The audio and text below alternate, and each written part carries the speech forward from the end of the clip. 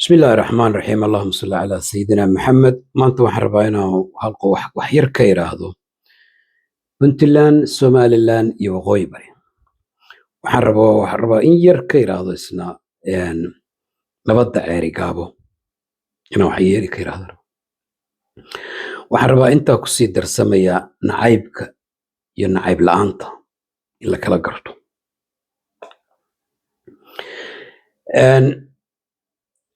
nidaamkan waxa weeye Somaliland, Puntland iyo Jubaland waxa weeye waa wax muqaddis, qolo walba muqaddis u ah. qolada Somaliland waxay rabtaa inay muqaddis u noqoto Somaliland ahaato oo muqaddis u noqotaan laga horgaman oo waxooda socdaan. Puntland sidoo kale iyadana Puntland baa u muqaddisa. sida labada meelood inay ku muqaddis yihiin reerihiinaas baa haddana Waqooyi Bari iyana reerka degaama dad kale muqaddis ugu yihiin inay waqooyigooda bari jiro. taa la ogaa. waxaad ogaataan nacayb ka dhaxeeya nacayb ka dhaxeeya laba qabiil ma jiro. يعني markaan ku yiraahdo يعني exactly markaan yiraahdo Habar Yoonis iyo Warsangeli iyo Nali Axmed oo ceeri gaabo wada dega, يعني nacayb ka dhaxeeya qabiil ahaan u kala dhaxeeya ma jiro. laakiin nacaybku waxa imanaya markaad timaadid oo tiraadid markaad tiraadid Somaliland baa tahay oo Somaliland baa xukumaysa oo Somaliland baa saas bartaasaa dhibaato keeno. waxa la isku hayaa maaha qabiilkii oo nacayba oo xumaana, waxa la isku hayaa ideolojiyadan ah Somalilander.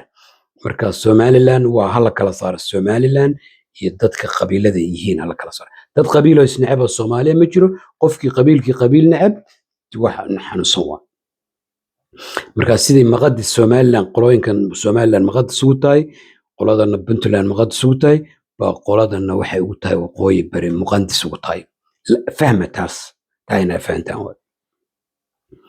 nabadda ceeri gaabo. nabadda ceeri gaabo wax nabad diidaya oo bini aadan oo Ilaahay abuurtay oo nabad necab ma jiro. taasoo la soo dhaweynaya nabad waa okay. laakiin nabaddu ma waxa weeye nabadda yaa bixina yaa dhiibaya nabadda.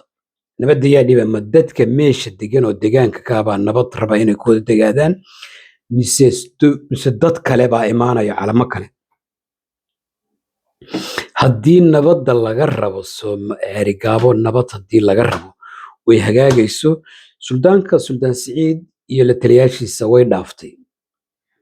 waxay ahayd nabaddu waa nin u qalma nabadda, waa nin nabad jecel, waa nin okay ma xuma waa nabaddu okay. laakiin waxa dhaafay haddii nabad laga dhigayo dadka la nabdaynayo waa saddexdaa reer waaye. Somaliland inay bannaanka calamadeeda bannaanka joogtay. hadda waxa ishaare caddaynaya nabaddu ma dhici karto leeno mar alla markii doonto bay dhaqaaqi kartaa. leeno calamadii lagu soo dhaweeyey iyo wixii Somaliland calankeedu ahaa maxaa u diidaya in calanka Soomaali loo keeno? maxaa diidaya kan Waqooyi Bari in la keeno? maxaa diidaya in kan Puntland la keeno? maxaa diidaya? marka si nabadda reerahan ay ka go'antay uga go'do waxay ahayd in totally calamadan nin wali kilkilada ku sito bannaanka laga yimaado. laakiin nabaddu wax fiican. nabadduna waxay waaraysaa markii calamadaas bannaanka laga yimaado oo ay ku jirin. hadda waxa waa aragnay dee hal dhinac bay ahayd. kartigu hal dhinac buu ka rinaya looma dhamma. laakiin nabaddu se waa guud weyn. taasina waa taas weeye. marka waxaan sheegayaa nabaddu waa wax fiican, waana wax wanaagsan, laakiin looma baahna nabad dhinac ka raran. haddii nabaddaa la rabo wax calana iyo wax qarraf ma jirto.